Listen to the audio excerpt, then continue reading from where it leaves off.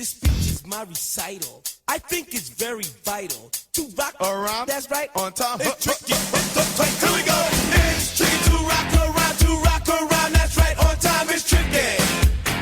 It's tricky. Tricky. Tricky. Tricky. It's tricky to rock around. To rock around. That's right. On time. It's tricky. Tricky. Tricky. It's tricky to rock around. To rock around. That's right. On time. It's tricky. It's tricky. Tricky. Tricky. Tricky. It's tricky to rock around. To rock around. That's right. On time. It's tricky.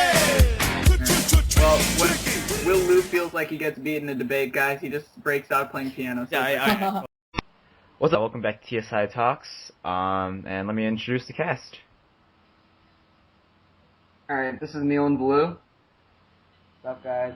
Ruben Torres. I'm Herschel. And I'm Will, host of the podcast. So our first topic for this week is Johnny Manziel. Recently, NCAA has been doing an investigation whether or not he's been selling autographs or profits. And what do you guys think of it? I'll go first. Johnny Manziel, he's awesome. He's just an awesome dude. If you just see the pictures that he takes with just these random celebrities like Rick Ross or 2 Chainz, he's just an awesome guy. And, you know, it's pretty hard for him to play the game he loves at such a high level without even getting paid.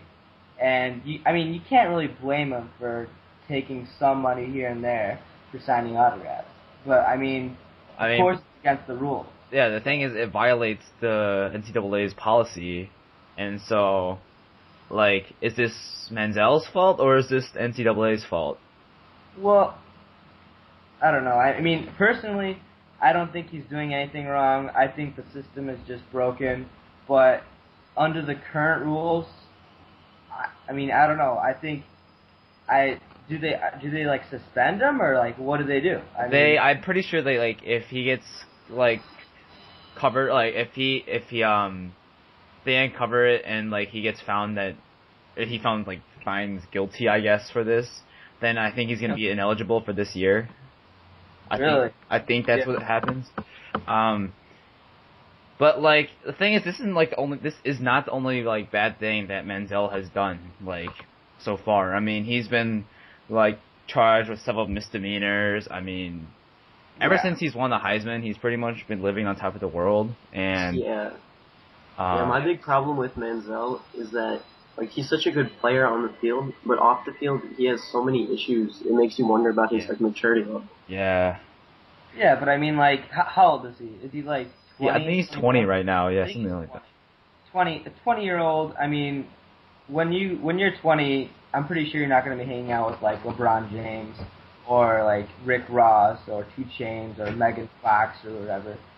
He's just living the life of a 20-year-old that nobody will probably ever live as a 20-year-old. Yeah, but the thing is, you gotta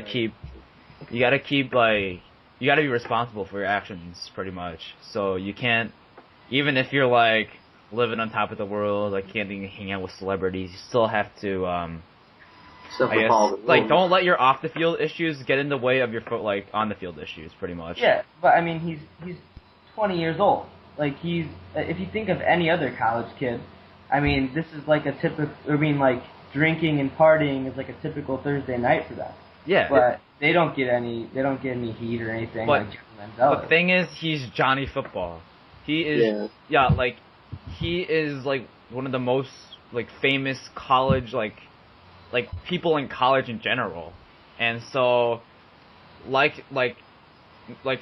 celebrities normally do they get followed closely, and the media scrutinizes them whenever they do something bad or irresponsible, and so I don't know.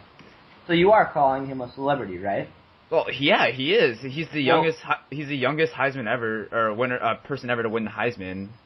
Okay, yeah, but so he's a celebrity, and so is Peyton Manning.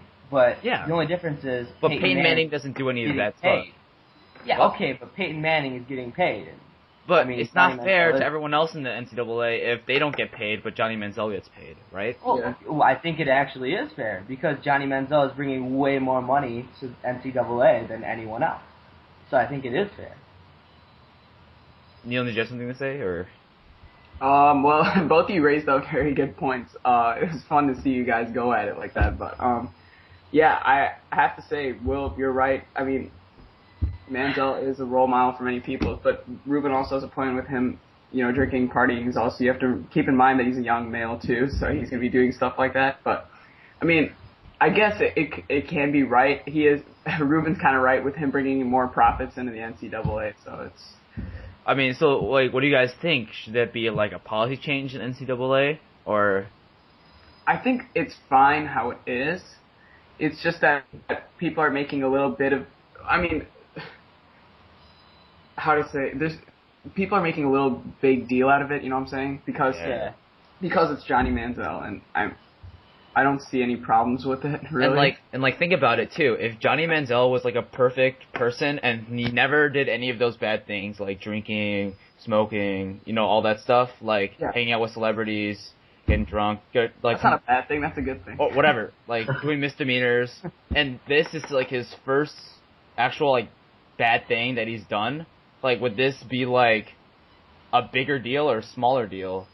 No, this wouldn't even make, first page of ESPN.com. I mean, no, it wouldn't be it at all. Yeah, that's true.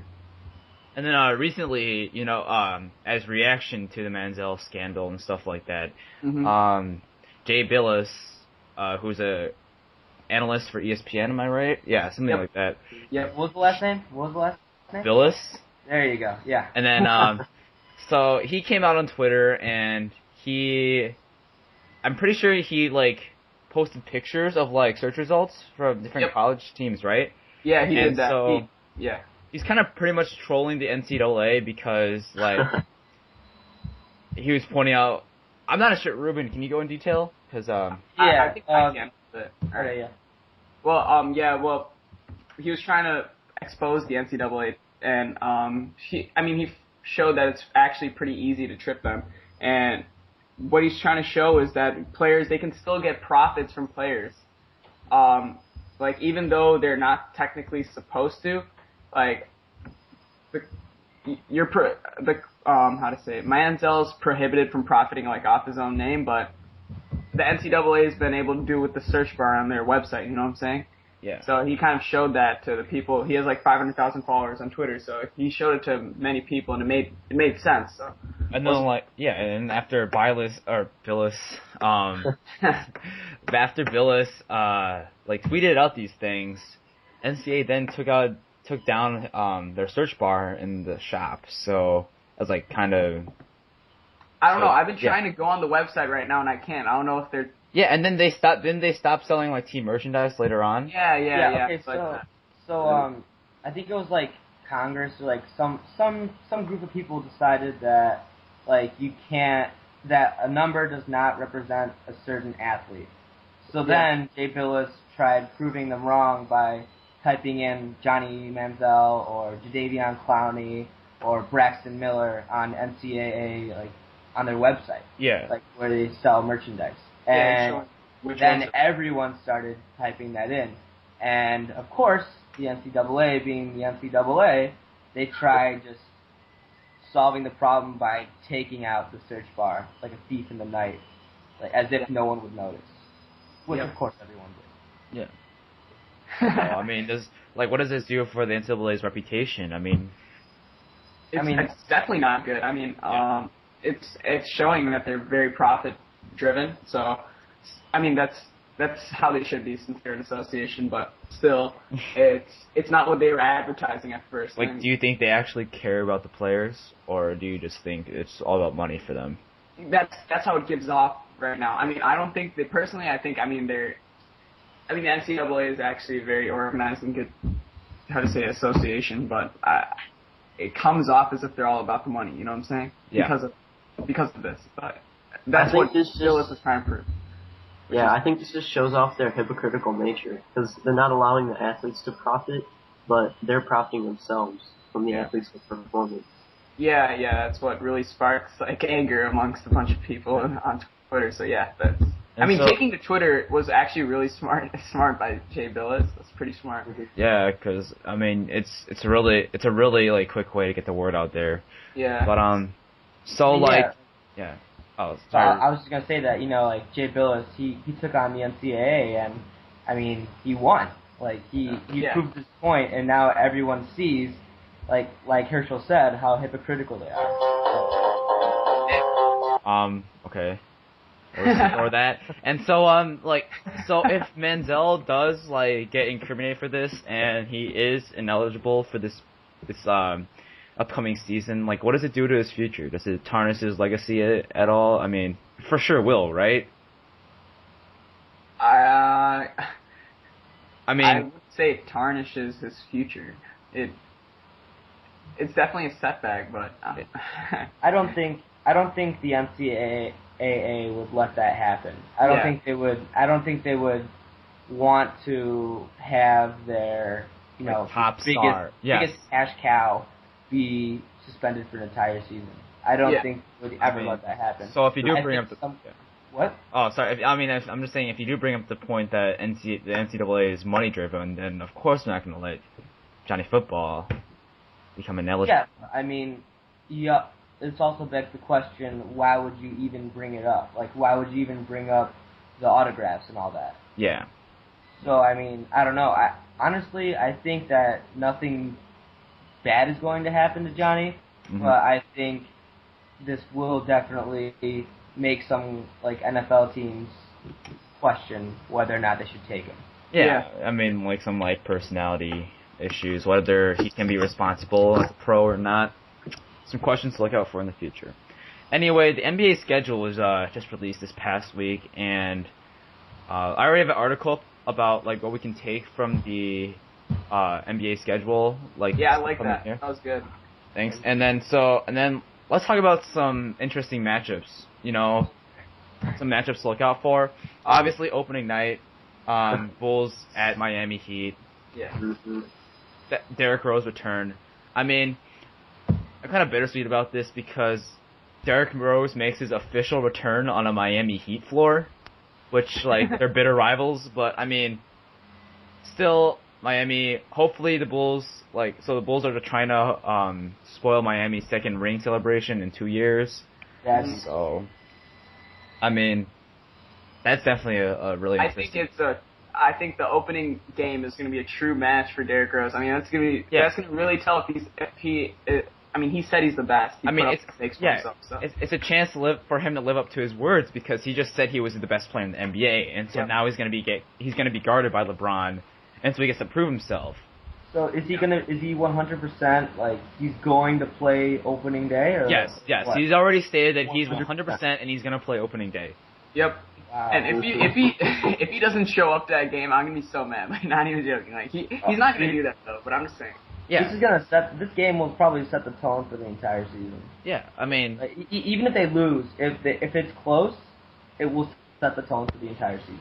Yeah. All right. Well, you guys know. Well, that's gonna be a great game. Bulls at Heat, October 29th. It's 8 p.m. Eastern time. Yeah. Actually, 2 hours and 30 minutes after that, I think there's going to be another great game this Lakers season. And Clippers. Lakers, yep. We could even potentially see a Kobe return because he said that he's shattered Achilles recovery time. He's shattered the Achilles recovery timeline. Yeah. So maybe we'll even get to see Kobe return for opening night. Maybe. Yeah. Even with Kobe, I don't think it's going to be that great of a match. The thing is, Lakers aren't even supposed to be good at all this season. Mm-hmm. And the thing is, ever since the Clippers acquired CP3, the rivalry between the Lakers and Clippers has been a really good one. I mean, yeah, that's true. That's why this is. And so, do you think this will have the same intensity? If Kobe plays, I don't think so, right? I think this year. If Kobe plays. If Kobe plays. If Kobe plays, I don't think. Well, I mean, I don't know. I think that this year will be the year that it won't even be a rivalry. Yeah. I think Clippers will just. Yeah, that's what I'm thinking too. I mean, it's going to be interesting to see Doc Rivers' style of coaching. Yeah, Doc Rivers does make his debut, so... Yeah, he's going to bring that quicker quicker transition offense to the Clippers, which is kind of what they need, bouncing back from defense. Yeah, so. he's also a defensive mastermind. So Yeah, that's we'll true. See. So it's going to be very interesting. I think the Clippers are a strong, team. We'll see how that shapes up. And then on Christmas Day too, we have a full slate of NBA games. Yeah, that's true. So there's Bulls Nets. Mm-hmm. You can't go wrong with that game, right? Yeah. Actually, October 31st, I think you missed one, Will. Oh, really? Yeah, the Knicks. You guys don't see the Knicks at the Bulls, like a big game here? New York Knicks at Bulls. I mean, I don't think that's like that big, right? I mean, it's not even a division game. No, it's only because it's here in Chicago, and I want to get tickets for that, guys. We should definitely go. Hey, we should go. Yeah, that'd be good. Not even joking. I mean, tickets are $140, but who cares? Yeah, Elon, you can pay for all of us, so I mean. Hopefully. All right, we're editing that out. No, I'm not editing it out. Anyway, so it's gonna be the Bulls, Nets, then OKC with the Knicks, then Heat, Lakers. Finally, for the nightcaps, it's gonna be Houston, Spurs, and the Clippers and Warriors. So, like, what do you guys like? What game do you guys think is gonna be the best game out of all of them? On Christmas? Yeah, on Christmas Day. I don't know. I mean, I think Thunder Knicks is probably gonna be Thunder good. Knicks will be good. I think the Clippers and Warriors are gonna be like a really good game. Clippers and I would really like the Warriors. Yeah. I think the Warriors are honestly like they have such great 3-point shooters that like it makes it fun to watch. You know what I'm saying? Like, and they got their whole offense revolves off that's pretty. And they got Iggy to improve as a swingman. You know, improve their defense and improve their like pace. Mm-hmm. Like another question with the Warriors is, can Bogut stay healthy? Because I mean, I don't think has he lived up to his number 1 overall draft pick ranking? I don't think so. No, not yet. Not at all. But I mean, and he's got the injury bug on him, and we'll see if he can stay healthy or not. And I'm pretty sure like if he can stay healthy and the rest of the Warriors team can stay healthy, because Steph Curry has been known to have some injury problems too. Yeah, be a little bit injury prone. So if they can all stay healthy, then the Warriors will definitely be a top 5, top 4 team in the Western Conference. So I really don't think the Miami Heat at the Los Angeles Lakers is going to be that entertaining. Yeah, same here. I think that I don't know why they paired these two teams on Christmas Day. Like, I feel like they could have easily put like Brooklyn against Miami or Bulls against Miami, or maybe Brooklyn against Boston or something like that. Brooklyn against Boston would be a good game. Speaking of Brooklyn against Boston, wait, Boston? Yeah, because like I don't know, Paul Pierce, Garnett make their return to TD Garden. Yeah, I mean that game's happening January 26th. It's gonna actually be Nets at Celtics, so it's gonna be Kevin Garnett and Paul Pierce coming to face the crowd. I mean. They're gonna be cheered. Like they're gonna be a crowd of crowd, like the whole crowd's just gonna be applauding for them because. Yeah, definitely. They're not gonna be like booing. It's not like Ray Allen. Ray Allen didn't betrayed the Celtics to go to the Heat just to win another championship. But I mean, Paul Pierce and Kevin Garnett were traded, so it wasn't their. I guess it was kind of Garnett's decision because he had the trade clause. Contract. Well, Garnett, I mean, he said, even in the interview on ESPN, they interviewed both Paul Pierce and Kevin Garnett. You guys remember that? Yeah, and then Paul Pierce... and he even said, I mean, Pierce is the one who Paul really convinced me to do this. I really didn't want to do it. I mean, and I truly believe that. Kevin Garnett's that type of guy. Like, he's pretty genuine and straightforward, and he's a veteran in the NBA. I mean, I have so much respect for the guy. But, yeah, I truly believe that he didn't really want to leave, but... mainly forced to, but yeah. And another interesting fact about the upcoming schedule is that the Brooklyn Nets, which has a pretty old starting roster, has the most second most back-to-back games in the league behind the Charlotte Bobcats. So this will be the year that Jason Kidd proves himself as a head coach. But how will he manage this? Because will he have to reduce the minutes of Pierce and Garnett in order to accommodate this, or? What do you guys think? Wait, so are you asking about if Kidd can...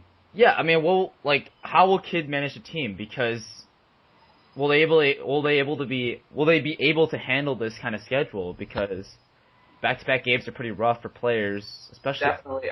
Well, first game as a coach for Jason Kidd, right? I'm saying, and first season as an NBA coach. So definitely it's going to be hard for him to handle. I mean, he hasn't been in this position before. As a player, he has actually as a player he's been through many back-to-back games, obviously. Yeah, in the especially NBA for so long. he was playing when he was really old too. So I mean. Yeah, so I think he should be a little bit used to it, but it's going to be hard for him to adapt to the coaching style. I mean, the schedule shouldn't be a problem for him, like keeping up the team's energy and stuff like that. It shouldn't be a problem at all. But like, I think how he's going to coach is going to be the main question. Like such a team like the Brooklyn Nets, he has to use various strengths to actually make the team competitive. Yeah. So it's going to be hard, but we'll see. I think it's going to be easier for him to connect with his team, like because he's pretty young. Yeah, and he's also really good friends with Darren Williams too. Yep. And he's well respected in their locker room. Yeah, and I mean, Kevin Garnett even said he looked at Jason Kidd as a player, like they were like basically like colleagues at work. You know what I'm saying? Not colleagues because they're on the same team, but you know what I'm saying, right? Yeah. And now he's his coach, so it's gonna be they're gonna have a closer relationship than you'd see in other type of teams. You know what I'm saying? Yeah. So it'll be interesting to watch. I actually see the Nets as being a really good team this year. So. I mean, I'm really excited to watch the Nets. Like, see. Yeah, definitely. This Nets at Celtics game is gonna be so raw. Yeah. But, all right, I think that's gonna be about it for this episode of TSI Talks. Thanks for joining us, and we'll see you guys next time. Yep, check out our website. Yeah. Versace, Versace, Versace, Versace, Versace, Versace, whoa, Versace, Versace, Versace.